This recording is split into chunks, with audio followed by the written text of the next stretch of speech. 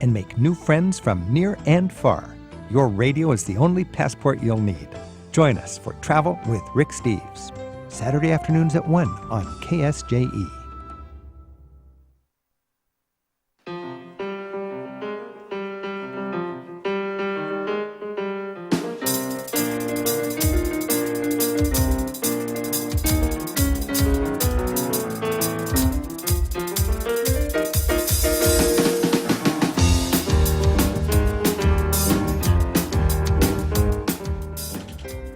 Ten minutes past 8 o'clock. It is Tuesday morning, the 15th day of July, 2025. Good morning, everybody. I'm Scott Micklin. Thanks for tuning in to KSJE, 90.9 FM over the airwaves here in San Juan County, New Mexico. If you're listening to my voice in Durango, Colorado, you've tuned your radio to 103.3 FM.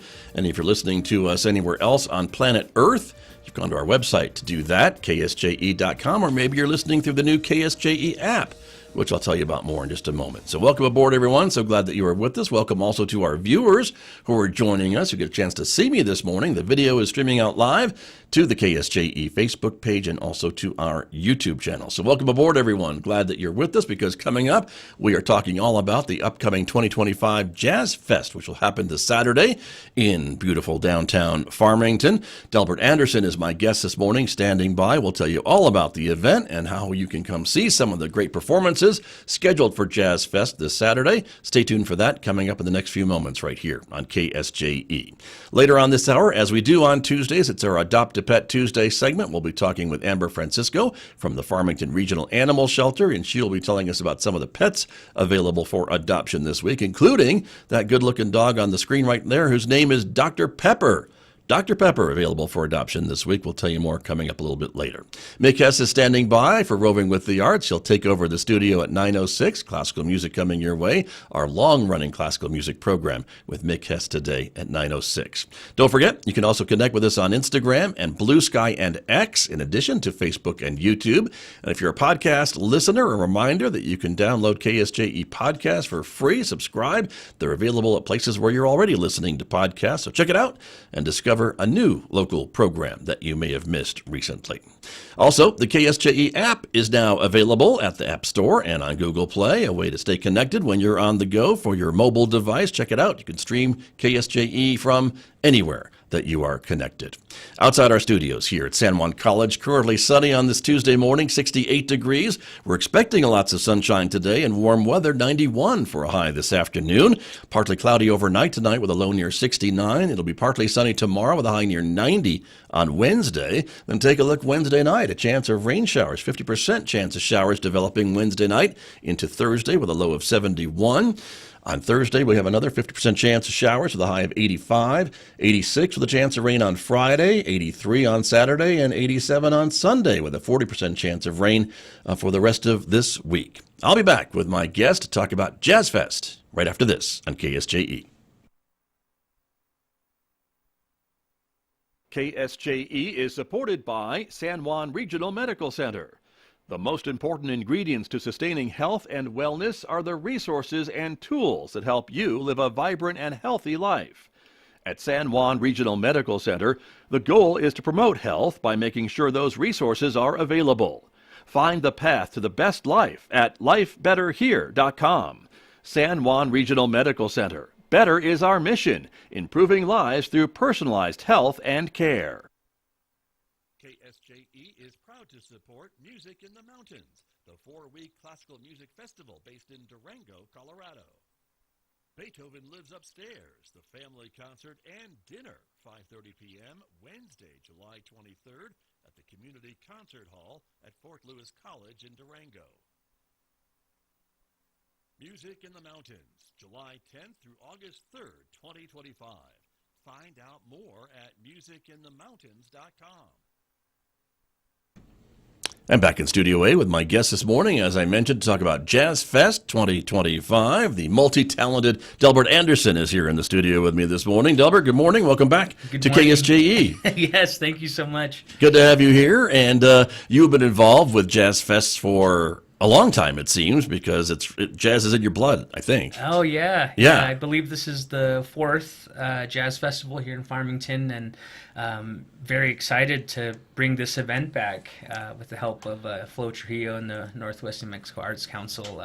Yeah, they're a big partner, aren't they? Exactly. And, it's what I really love about the organization, every year, just projects, not only the jazz festival, but everything else like jazz jams and maybe jazz workshops that we have sort of year round.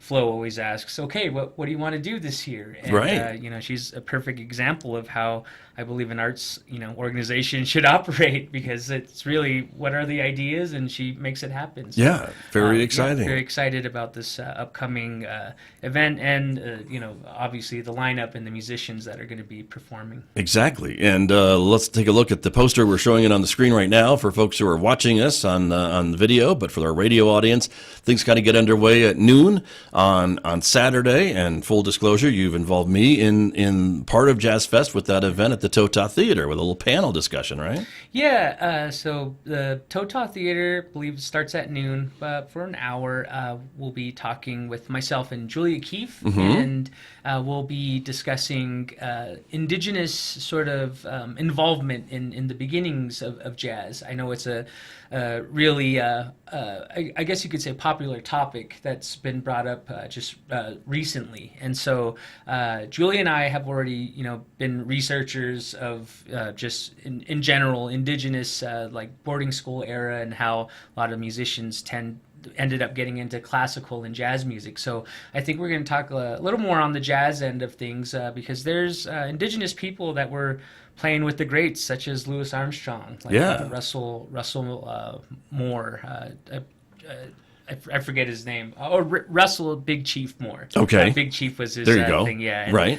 But if I remember correctly, your whole part of jazz has been involving Native American music and rhythms and parts, right? As part of your career even, right? Absolutely. And, I sort of felt that it was something new that I was bringing into the table, sort of fusing these, what we call Diné spinning songs with, right. Just jazz and like modern funk and improvisation, that kind of thing. More of a contemporary take on things. But, when doing research, there was a lot of, just Native Americans in general who were doing that sort of thing once they have the knowledge of these sort of like Western instruments, or when they were introduced through boarding school era. And so interesting. Were you surprised when you learned that? Oh, absolutely. Yeah. Because, the sort of thing that is thrown around is, there's a Navajo jazz player. Right. But how new, how innovative, but and you are, except it's been around for a while before you. Yeah, almost, since jazz started, around 100 years. I mean, everything's still fairly like new, close. Right. And so, seeing and not isn't just the Navajo tribe, but all tribes. That's right. That were going through this boarding school system. Very bittersweet, but also that's how they were able to acquire the talents of these instruments. And back then, a lot of them were studying with some of the greats, and so.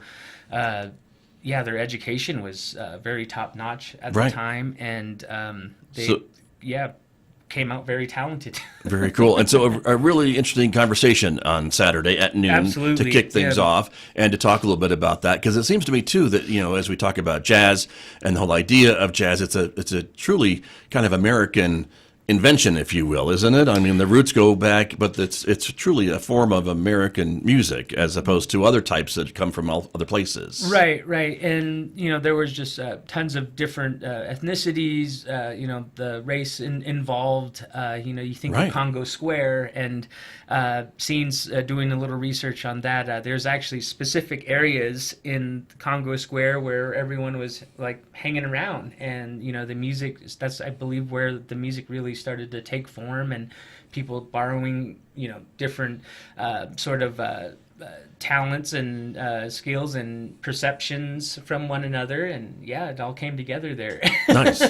Very cool. Well, a great way to celebrate, as you do, I think, every year with Jazz Fest. And so that's the noon event at the Tota Theater, and then things kind of move around to more to downtown as well, right? To Orchard Park Plaza? Yeah. So 4 p.m. is when technically the music starts of Jazzfest, and I believe who will be opening up the festival is Farmington's own The Third Hour, which they came from a program that the Northwest New Mexico Arts Council and I started called Build a Band. Right. So it was sort of a crash course of music creativity and sort of music business, and they're still together. They're still playing. I believe some of them are in college now, which is very neat. I think a few are studying music, so that's always fun. And but yeah, they'll be starting off the festival. And, nice.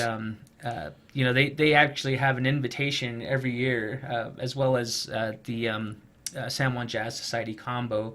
And I always talk about their involvement with Jazzfest was, I believe, 2018 when Jazz Jam started. We just started a sort of a hangout group with everyone, and started talking about what we wanted to do in the community together. So, San Juan Jazz Society is, most of the members, the majority of them, were a part of that very first phase of starting to talk about jazz in Farmington. So they also have an invitation every year, and it's a very fun event. And also, can't leave out the San Juan College Jazz Band. They're part of this too. That's right, exactly. And so again, if we look at the schedule, then 4:00 you've got the Third Hour Jazz Band that picks up on the music, right, at Orchard Plaza, right there at the bandstand. And these events are all free, by the way. Yep, everybody. Free. So there's that. Then at 5:00 is the San Juan Jazz Society combo and the College Jazz Band, and that features Margaret Clare, our local talented singer from San Juan College and elsewhere. So so there's that going on, and then you're on stage. Mm-hmm. Yeah. Putting you to work. Right. Okay. Yeah. Right. And, we'll be backing up Julia Keefe. So we're basically sharing a time slot. Our quartet will play a few tunes, and we'll bring Julia up. And I still don't know what Julia wants to play. Okay. but I'm sure it's going to be whatever it is. It's going to be fantastic. Right. And she's actually one of the headliners of the festival, and she's from Brooklyn, New York, but originally from Seattle area. I believe she kind of grew up on the Nez Perce, with the Nez Perce tribe and reservation, or she is Nez Perce from that Spokane, Washington area. So, and she's been here before performing, if I remember correctly, too, right? Twice, I believe. Yeah, twice before. So it's she's definitely like a business partner of mine. We're involved in a lot of projects together, and I think it was it's this whole indigenous idea in jazz really developed with her and I beginning to start this. I guess you could call it a network, but she actually developed a big band called the Julia Keefe Indigenous Big Band, which I co-direct. Okay. And so we have this actually pretty big list of just indigenous jazz players all over the world. Some even in Canada and like South America as well. So it's a big deal, and everyone is beginning to work and help each other out, involve each other, everyone else on their projects, and so it's a really cool network that is developing that we never thought it would take form, or it's just very surprising that it's working. Cool to see how it came together and is continuing to go strong and to enjoy the fruits of your labor, if you will, and that'll be a great opportunity to see her perform and hear her perform along with you and your quartet, and that will be happening again this Saturday as part of Jazzfest, and then after that is another performance by another group called the Natani Means and DJ Uncle Native. Right. Okay. So we're I probably said that as old as I could. So Natani Means, he's an indigenous rap artist. I know he's from the Lakota, Oglala, and Diné nations. Right. And he's just been like on fire, activist for just indigenous people all around, and spreads really great positive messages through his musical art form. I've had a chance to be on the same bill with Natani Means back in Dulce a very long time ago, and I think that's when I sort of caught eye of him and started listening to his music. He's just a phenomenal rapper gift, and I know a lot of sort of fans that go to these jazz jams, jazz fest, were asking like, oh, why are you having a rap artist on, a jazz festival? Right. But there's history and many bands that sort of came from that collaboration of jazz and like I guess at that time maybe it was a little called like spoken word, and which really gave rap its sort of funky side. And so there's a certain time period, it wasn't that great or not extensive like a long very time, but you hear bands today like the Diggable Planets or the Roots, they kind of come from that era of where jazz and hip hop were starting to really mesh together. So we thought it would be great. It also adds a really great component to those who love, just rap music, hip hop music. And so he's such a big star all over, and I know the indigenous people just love him. And he also has a very powerful history coming from the great Russell Means, and from what I understand, with his involvement in the American Indian movement, especially here in Farmington, and so. Even his father was just an activist and for just really pushing things for the indigenous people back then in his time, and so it's neat to see that Natani Means is sort of carrying that legacy and pushing everything forward through art forms. Right. And so exactly. So we're really excited to have him, and we he's going to close off the night of the Jazz Festival. Very cool. And it sounds like to me it also talks about how the genre of jazz and other musical genres are constantly evolving, and it's not maybe like the Louis Armstrong jazz, which is okay, but it's a new type of jazz, which this rap and other influences in that makes it kind of evolving into the modern era. All musical genres seem to be doing that. I think there's modern examples of classical music and modern examples of certainly of popular music and rock and roll music, but jazz is also there too. Yeah, it's always evolving. When you ask different peoples, and my mentors always say, jazz is always it's just an evolution of expression, and who knows what it will be, 10, 20 years from now. It's going to be, it's going to keep growing as long as everyone has different experiences and they want to share it, and how that turns into music, I don't know, but it's always evolving. Very cool. Yeah, and exciting, and again, exciting to be exposed to it and listen to it and enjoy it and be able to be there and see these live performances. Any live performance of music, I think, is always special. So it's always great. No offense, radio, but my bread and butter. But I gotta say, a live performance is always worth your time for sure. You said that's going to wrap up the night, but not really, because you actually have an off hours performance too, do you not? Yeah, on Saturday too. Yeah, and we're very happy and excited. The Chili Pod has agreed to host our sort of what we call after hours jazz. There'll be a jazz jam that is hosted from the rhythm section of the quartet that I'm in. Okay. And that will be hosted at the Chili Pod from 9 p.m. to 11 p.m. So for 2 hours, and it's an open invite to musicians as well. If they know a tune, they're welcome to come up on stage and call tunes. And I think the rhythm section has Nice. abilities to look up songs really quick, and so as long as it's within the jazz genre and everyone has the music for it, it's an invite for them and a chance for them to play with a professional rhythm section.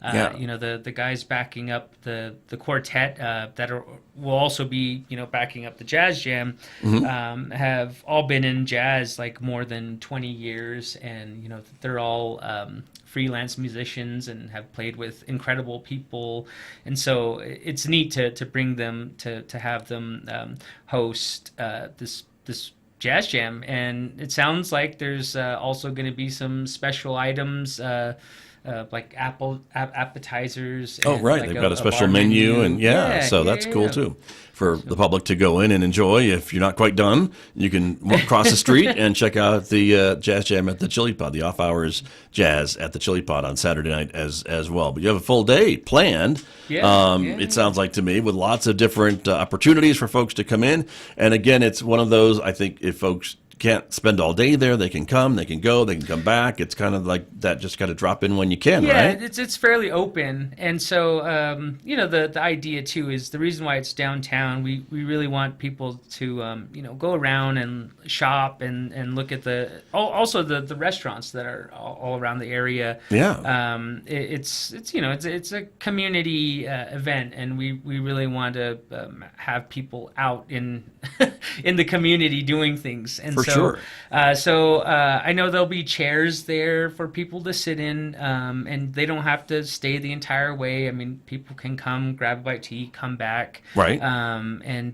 But I would also probably say it might be a smart idea to bring your own chair too as well, because there's To make sure you have a place to sit, Yeah, sure. yeah. Or blanket or whatever, I guess, too, would work, absolutely. right? Or get your lunch and have it there and watch some great music.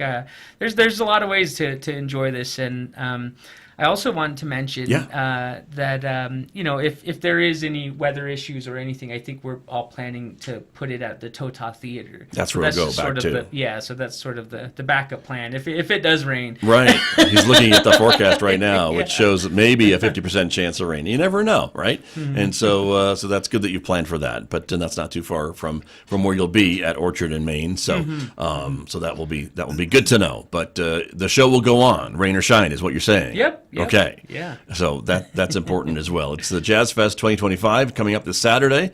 It's a free event in downtown Farmington. Again, gets underway at noon at the Tota Theater and then picks up again at 4 with music starting at Orchard Plaza Park right there at Orchard and Maine until 9 o'clock or so, 8:30 probably, right? And then you'll move over to the chili pod. Yep. Is kind of how that will work. And so we'll talk about that again towards the end of the program as we run out of time here. But we're not out of time just yet, Delbert Anderson, because I want to talk to you about your career and your schedule. And you've been busy, I think, being invited to perform all around the world, internationally. And it's been kind of fun to see your career grow from Farmington, New Mexico, and San Juan County, New Mexico, and take your love and passion for music and jazz with you as you go to these exotic locales to share your love of jazz with the rest of the world. Oh yeah, I You had a busy spring. Yeah, I'm just just floored. It's been a wild adventure, and I never thought something like music could take you this far. Also, just from being where I'm from, when I do meet people out on the road, they assume I'm either from like Los Angeles or New York City, which, makes sense because I think most musicians tend to be from those areas because the amount of traffic and just the amount of, venues that are there, and they actually have scenes, Right. very, very well-built scenes. And Well, I'm sure it's been suggested maybe that you move to a place like that, but yet you don't, and you stay here. Yeah, it's been told or asked many times of me by just several different people in the industry that I should look to moving. And there's an article where I said I don't think I would ever move from this area because it acts as like a personal practice room for me, meaning there's really no outside distractions. Something that I sort of was speaking with someone that just made a lot of sense was I think when I go out to these places, they always say that I have a unique approach or a unique sound. And when talking to a few of my mentors, they say those who are all from New York City kind of tend to all sound like New York City musicians, and the same with Los Angeles. But when you have someone from Farmington, New Mexico, no one is really. I guess you're not influenced by all the other things around, and I think that was the point they were trying to make. Was I think. You're unique because you come from a complete different place. Right. And so I always think of that and use that to my advantage, and whatever I'm playing, I just have the utmost faith in it when I'm playing out there. But the traveling has been just amazing. I think one of the most busiest times was just recently. I think it started in October of last year. I went from Hawaii, which was, I'd never been to Hawaii, so that was really fun. I went from Hawaii to India and then to New Zealand. And that all happened, within like a month, Wow. a month and a half. And Yeah. that was just crazy. My sleep schedule was Oh, I bet. completely switched around. But Right. yeah, and to think about, And how were the audiences in those places? I bet they loved it. They were great. Yeah, they had so much respect, and it was interesting because they know that I'm coming from sort of this indigenous side of things, and those places I connected with the indigenous communities of all of those areas, Right. even India, which I didn't really think that, oh wow, they have indigenous people here in India, and but they were like sort of ancestors from like Mongolia, and they all lived in the mountains still, and so I was able to go out there and share my music and connect with them. And same with New Zealand, the different indigenous cultures there, Right. And it was just a great, just unbelievable time. Nice. Like I said, just. Yeah, very cool. Overwhelming. Well, and it truly goes to show that music is the international language, because I think, everyone, no matter where they are, what language they speak, can enjoy a performance of Delbert Anderson. Oh yeah. It's so great. And we learn each other's tunes as well, which is fun. And there's always smiles. Like once you start playing, and when you get on that little groove of things where I guess you could call it like jamming with each other. Sure. And there's always some special moments that are shared there that are very, hard to, it doesn't really have a definition, but it like inside, like it feels like, oh, I found my brother, or I found my sister, like, and it really brings people together. Right.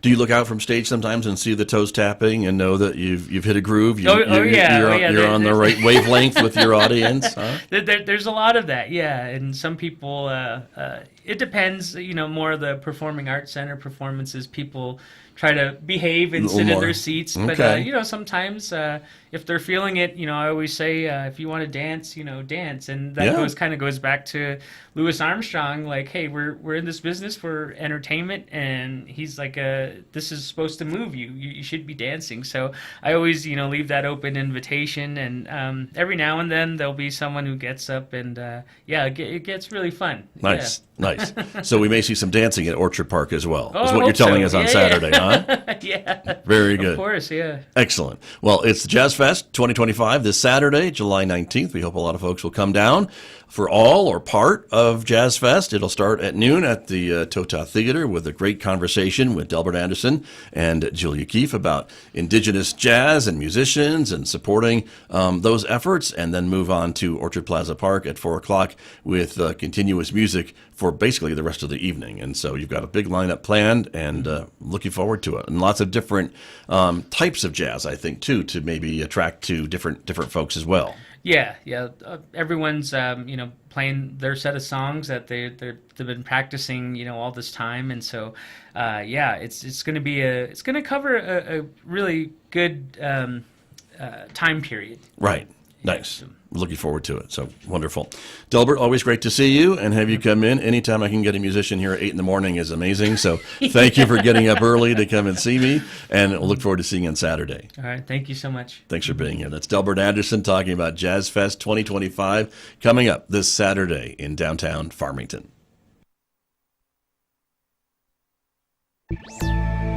Can we blame